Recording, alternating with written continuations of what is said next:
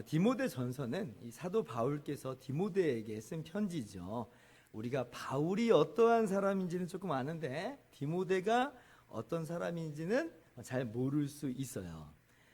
2절 말씀 보니까 디모데를 향해서 믿음 안에서 참 아들 되었다 하니까 디모데가 바울의 친아들인가 하는 분들도 있을지 모르겠는데 사실 디모데가 바울의 친아들은 아니죠. 사도행전을 보면 바울이 3번에 걸쳐서 선교 여행을 다닌 것을 볼 수가 있어요. 첫 번째 선교 여행 때 어디를 가냐면 바울이 더베와 루스드라라고 하는 도시에 가서 복음을 전합니다. 그러니까 그때 많은 사람들이 예수를 믿게 되고 그 지역에 교회가 세워지게 돼요. 그때 근데 누가 예수를 믿게 되냐면 디모데의 어머니와 디모데의 외할머니가 예수님을 믿게 된 것 같아요. 당시 디모데는 10대 후반 정도 나이였을 것이라 추측이 되는데 엄마가 예수님 믿게 되니까 어떻게 돼요? 당연히 이제 디모데도 엄마 따라서 교회를 다녔겠죠. 예수님을 믿게 된 것이에요. 그리고 얼마나 신앙생활을 이쁘게 했든지 나중에 사도행전 16장을 보면 디모데가 그 지역 교회에서 칭찬받는 젊은이로 성장하게 됨을 우리가 볼 수가 있습니다. 그리고 이제 사도 바울이 2번째 선교 여행을 떠나요. 그리고 떠날 때에 어디를 잠깐 들리냐면 이 더베와 루스드라라고 한 도시에 방문하게 됩니다. 그래서 교회의 안부를 물어요.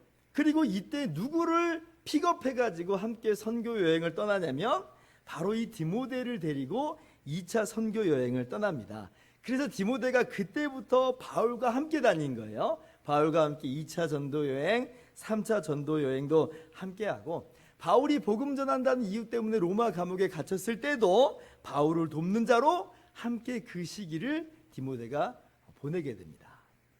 그러니 바울의 인생 속에서 디모데는요 뗄래야 뗄 수 없는 동역자라고 할 수 있고요. 디모데의 인생 속에서도 바울은 연배로 보나 자기에게 끼친 그 선한 영향으로 보나 바울은 아버지 같은 존재인 거예요. 그것이 믿음 안에서 참 아들 되었다라고 하는 의미입니다. 자, 그런데 이제 바울이 로마 감옥에 갇혔다가 2년 뒤에 풀려나요. 그런데 이제 사도행전은 바울의 그 뒤 행적에 대해서는 기록해 놓고 있지 않습니다. 그런데 성경을 보면 그 뒤에 바울의 행적을 언뜻 몇 가지 찾아볼 수 있는 그러한 흔적들이 있는데 그중 하나가 오늘 본문의 3절이에요. 3절 말씀 보면 내가 마게도냐로 갈 때에 너를 권하여 에베소에 머물러 한 것은 그래요. 이 말씀은 지금 바울이 마게도냐로 갔다는 거고요. 그리고 바울이 디모데에게는 너는 그냥 에베소에 계속 머물러라 라고 했다는 거예요. 그런데 이런 행적은 사도행전에 바울의 3번의 선교 여행에 나타나 있지 않아요. 그럼 이게 도대체 언제적 이야기냐 하는 거예요. 언제적 이야기겠어요? 그래서 이 사건은 지금 이 행적은 바울이 로마 감옥에서 풀려난 뒤에 그 다음의 이야기구나라고 하는 것을 우리가 알 수가 있는 거예요. 바울이 이 로마 감옥에서 풀려난 후에 이전에 선교 여행 다니면서 세웠던 그 교회들 다시 재방문했다는 거고요. 그 과정 중에서 디모데는 에베소에 계속 머물게 했다는 겁니다. 이때가 AD 한 60년 정도니까 따지고 보면 디모데의 나이는 대략 한 30대의 나이인 것으로 우리가 추측해 볼 수가 있어요. 자, 그런데 바울이 그럼 왜 디모데를 마게도냐로 함께 데려가지 않고 에베소에 계속 머물게 했느냐 하는 것을 우리가 따져볼 수가 있죠. 오늘 본문이 그 이유를 분명하게 밝혀주고 있습니다. 3절 말씀 같이 한번 읽어봅시다. 시작. 내가 마게도냐로 갈 때에 너를 권하여 에베소에 머물라 한 것은 어떤 사람들을 명하여 다른 교훈을 가르치지 말며 신하와 끝없는 족보에 몰두하지 말게 하려 함이라. 그 이유가 뭐예요? 에베소 교회에 다른 교훈을 가르치는 사람들이 출현했다는 거예요. 그래서 디모데에게 그 사람들이 다른 교훈을 가르치지 못하도록 그들에게 명령하라.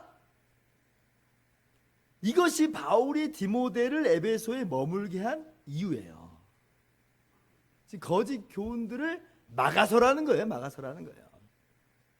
에베소 교회는 바울 사도가 3차 전도 여행 때 3년 동안 머물면서 사역했던 그런 지역이에요. 그런 교회예요.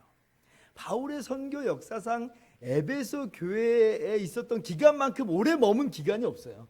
제일 오래 머문 그런 교회예요. 그만큼 바울이 심혈을 기울였다고 볼 수가 있죠.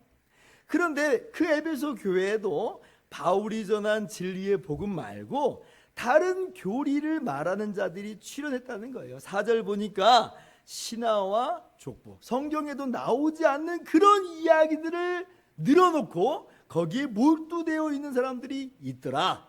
그러니까 바울 사도가 그것을 그냥 내버려 둘 수가 없는 거예요. 그런데 이제 바울 사도는 에베소 교회 말고도 돌아봐야 될 교회가 많으니까, 그러니까 불가피하게 디모데에게 요청하는 거예요. 내가 마게도냐 지역을 돌아보고 빨리 돌아올 텐데 그때까지 남아서 에베소 교회를 잘 지도할 것을 당부하고 있는 거죠. 그래서 이 말씀을 볼 때 오늘날 목회자들도 마찬가지, 목회자들의 주요 사역 중에 하나가 뭐냐 하는 것을 발견할 수가 있는 거예요. 그게 뭐냐면 다른 교리, 즉 이단이나 허황된 신화나 족보 이야기가 교회에 침투하지 못하도록 막아서는 역할을 하는 사람들이 목회자예요. 그게 목회자의 할 일 중에 하나라는 것을 볼 수가 있어요.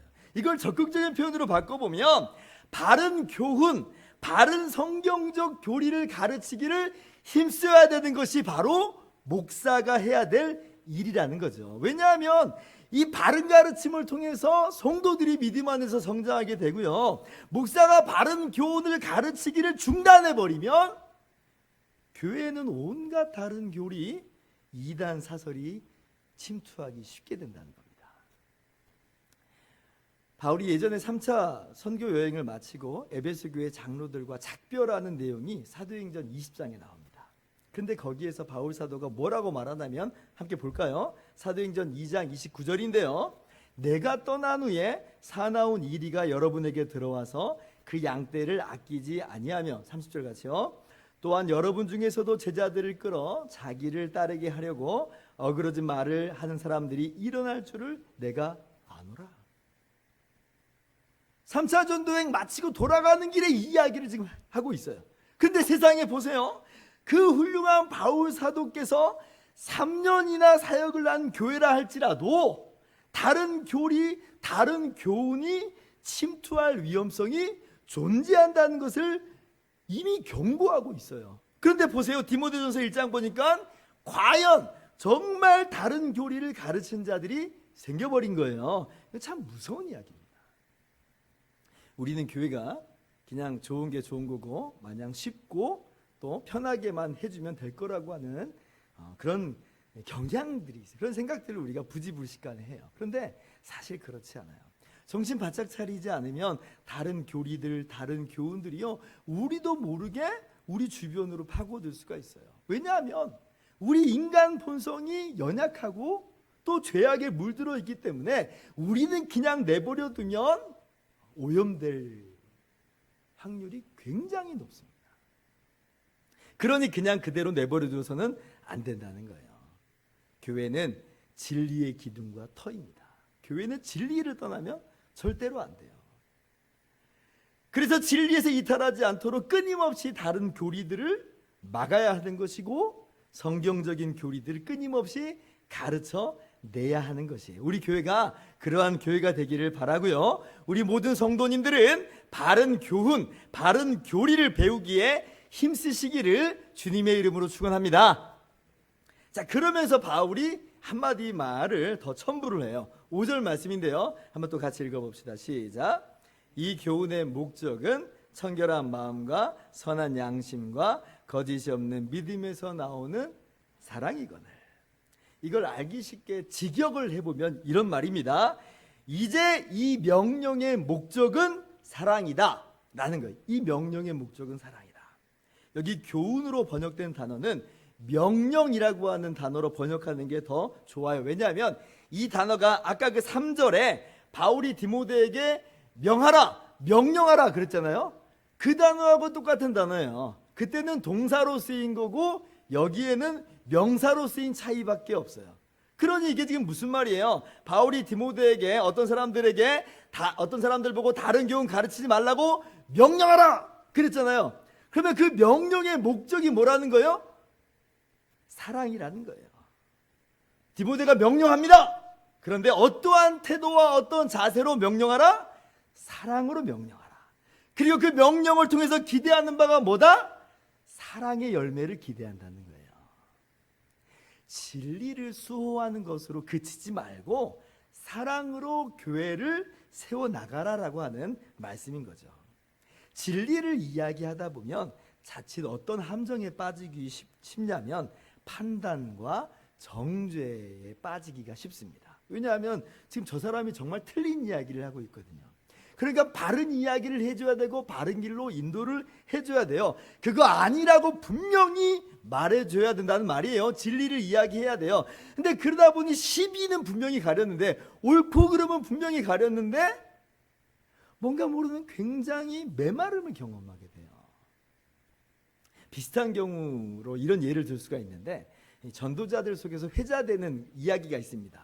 뭐냐면 전도할 때 막 따져드는 사람들 있잖아요. 근데 그때 논쟁에 가끔 빠져들 때가 있는데 절대 그때 논쟁하지 말라. 이게 이제 불문율이에요. 불문율. 논쟁하지 말아라. 왜냐하면 논쟁을 해요. 그래서 논쟁을 이기잖아요. 그러면 그 사람이 논쟁에서 졌으니까 설득되고 예수님 믿고 교회 나올 것 같은데, 그런데 안 그러더라는 거예요. 논쟁에는 졌을지라도 예수님은 안 믿어요. 교회는 안 다녀요. 그래서 전도할 때 논쟁하지 마라. 진리의 복음을 전하는 것은 우리 할 일이로되 막 따지고 드는 사람이 있다면 논쟁에서 이기려 들지 말고 일단 사랑의 마음으로 그냥 들어줘라. 관계가 형성된 다음에 그 다음에 설득을 하면 먹히는데, 관계가 없는 상태에서 시비만 가려버리면 튕겨나간다. 왜요? 인간이요, 아까도 제가 말씀드렸다시피 본성상 완고하고 고집불통이에요. 그러니까 아예 귀를 닫아버리는 거예요. 같은 이야기예요. 너 그렇게 하지 마라 라고 하는 이 명령의 목적은 사랑입니다. 왜 그런 말을 하는가? 그 사람을 판단하고 정죄하고 제거하기 위한 것이 아니라 정말 그 사람을 사랑으로 세워주는 것, 이것이 이 명령의 목적이어야 된다. 여러분, 우리는 그래서 명령의 목적, 진리가 추구하는 바가 무엇인지를 잊지 말아야 돼요. 사랑이에요, 사랑. 진리는 그래서 항상 사랑하고 같이 가야 됩니다.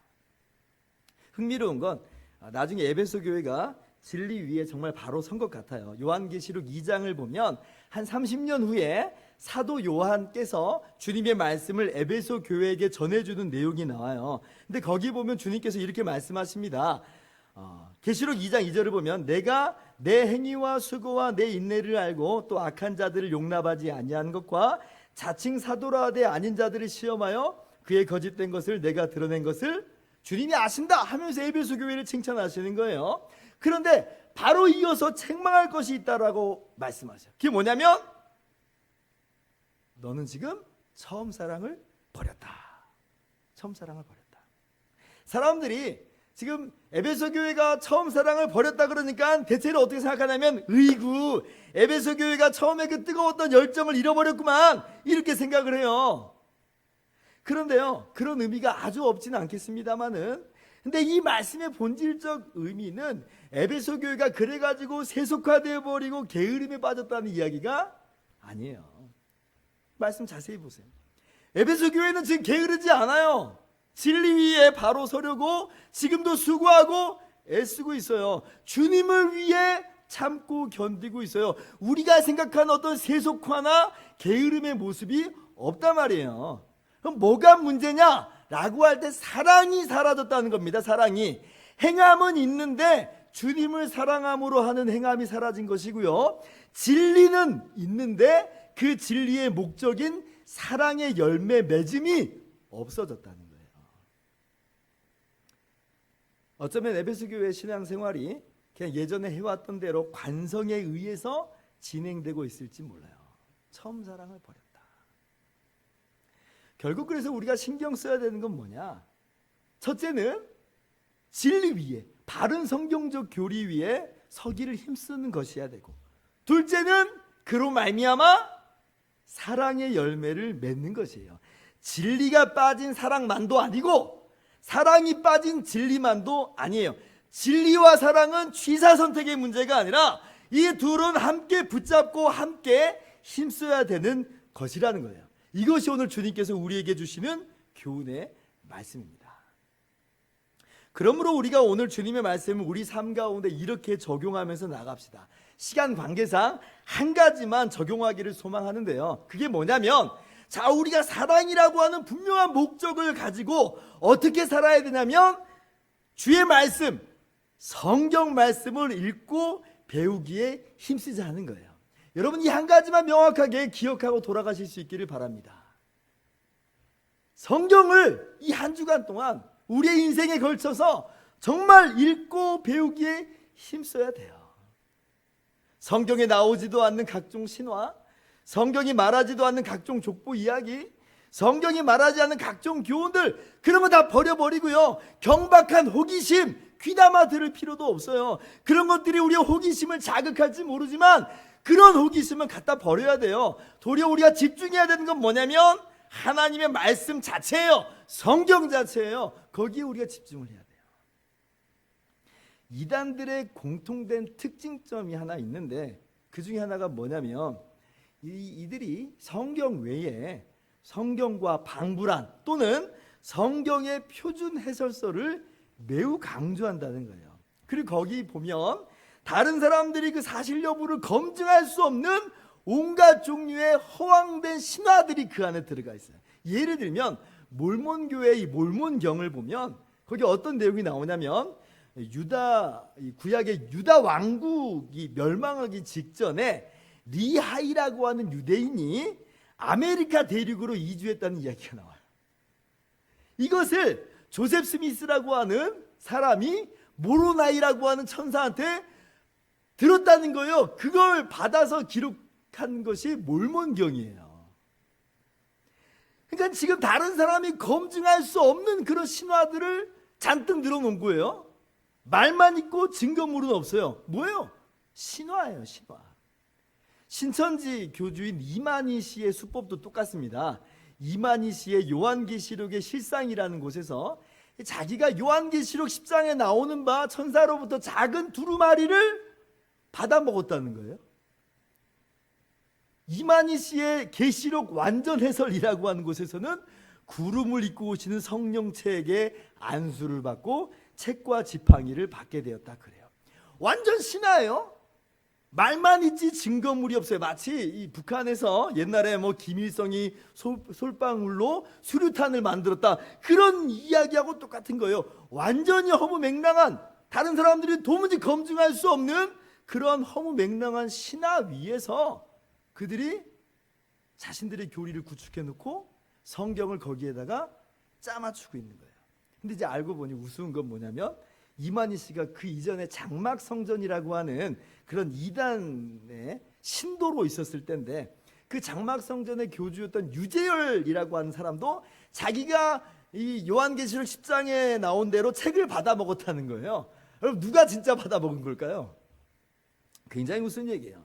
한마디로 이단들의 수법은 이 허무맹랑한, 그리고 다른 사람들이 검증할 수 없는 말만 있는 그 신화를 가지고 사람들을 미혹하고 있고, 그걸 기준으로 성경을 짜맞춰서 자의적으로 풀고 있는 거예요. 에베소 교회도 마찬가지예요. 지금 말만 있는, 검증할 수 없는 신화들이 소개되고 있어요. 이게 지금 그리스 로마 신화를 말하는 게 아니라 지금 성경에 나오는 어떤 그럴듯한 천사 이야기, 이런 것들을 지금 풀어내고 있다는 거예요. 구약에 나오는 족보들이 많이 있잖아요. 그걸 가지고 여러 가지 스토리들을 만들어내고 있다는 거예요. 증거는 없어요. 말만 있어요. 그걸 가지고 교훈을 삼아요. 그러니까 사람들이 솔깃하고 호기심이 작동돼서 따라갑니다. 그러나 사도 바울은 분명하게 말하고 있어요. 그런 경박한 호기심은 버려라. 오직 성경의 교훈, 진리의 말씀에만 주의를 기울이라는 거예요. 여러분, 성경이 언뜻 딱딱하게 보일 수 있죠.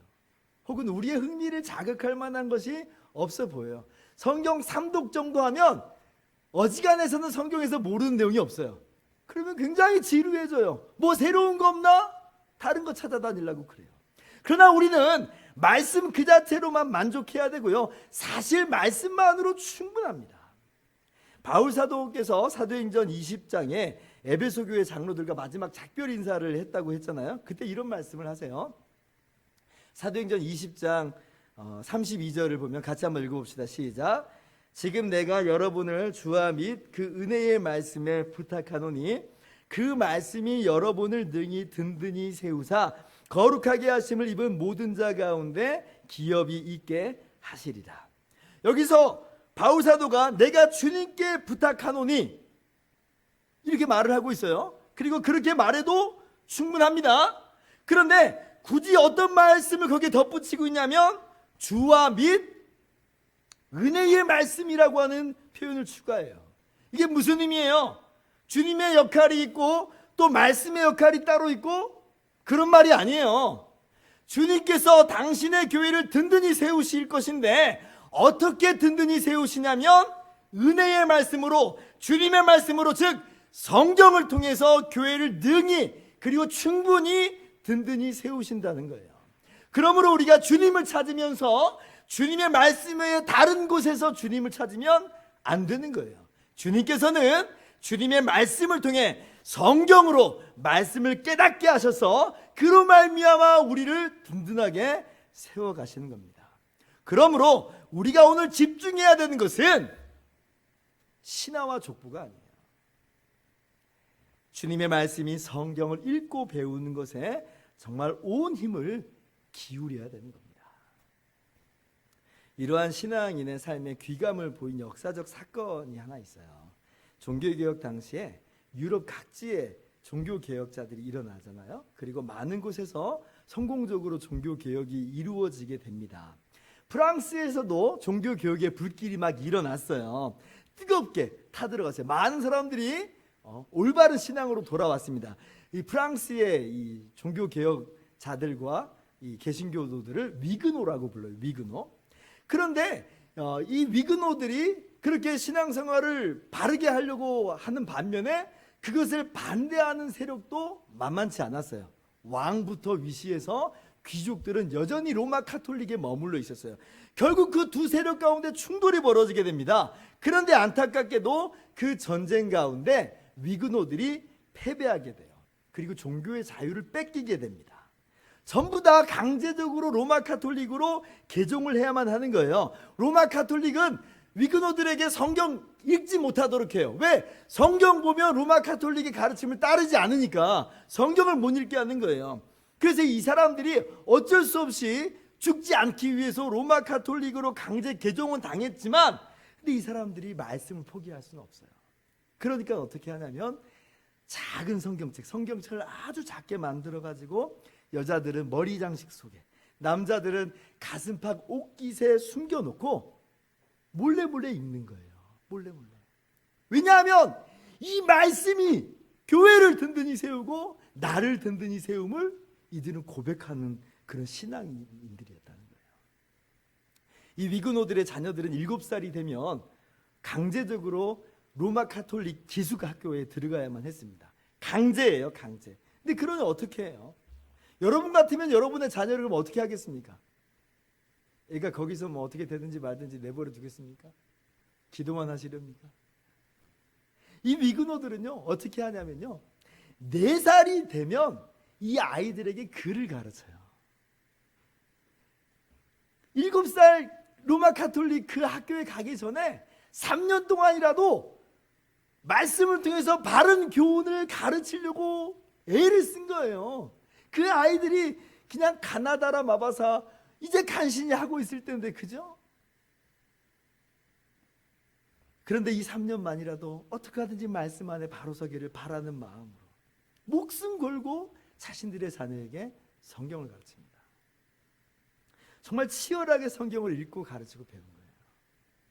여러분, 우리가 이 정도의 치열함은 아닐지라도 정말 하나님의 말씀인 성경을 사랑하고 읽고 배우기에 힘써야 할 것이에요.